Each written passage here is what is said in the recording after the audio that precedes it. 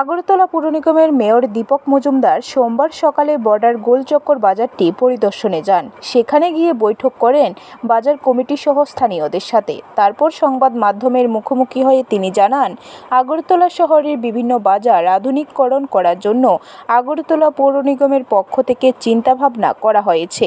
এরই অঙ্গ হিসেবে বর্ডার গোলচক্কর এলাকার বাজার বিজ্ঞানসম্মতভাবে আধুনিকীকরণ করা হবে। তিনি আরও বলেন, দীর্ঘদিন ধরে বাজারটা সঠিক পরিকল্পনার অভাবে ভুগছে। বহু অর্থ ব্যয় করার পরেও বাজারের সমস্যার সমাধান না হওয়ায় ব্যবসায়ীরা ব্যবসা করতে পারছিল না, কিন্তু এখন এই বাজারটি আধুনিকীকরণ করার উদ্যোগ নেওয়া হয়েছে।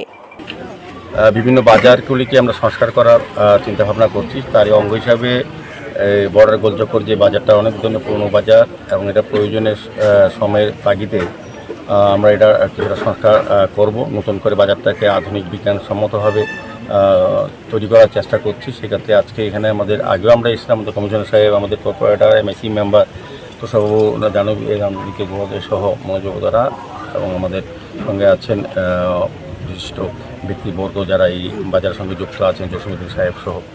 তো আলটিমেটলি আমরা একটা ভাবনা নিই, ব্যবসা সমিতির যারা কথা বলা হয় যে যারা ব্যবসা করেন, দীর্ঘদিন ধরে বাজারটা বলবো পরিকল্পনাবিহীনভাবে বাজার তৈরি করা হয়েছিল, কোনো রকম প্ল্যানিং ছিল না সঠিক। সেই কারণে বাজারটা করা সত্ত্বেও, সরকারি টাকা ব্যয় করা সত্ত্বেও এটা ব্যবহার করা যায়নি। ব্যবসায়ীরা সেভাবে ব্যবসা করতে পারছেন না। সেভাবে চিন্তা করে আমরা নতুনভাবে পরিকল্পনা গ্রহণ করার চিন্তা করেছি। ব্যুরো রিপোর্ট, খবর ত্রিপুরা।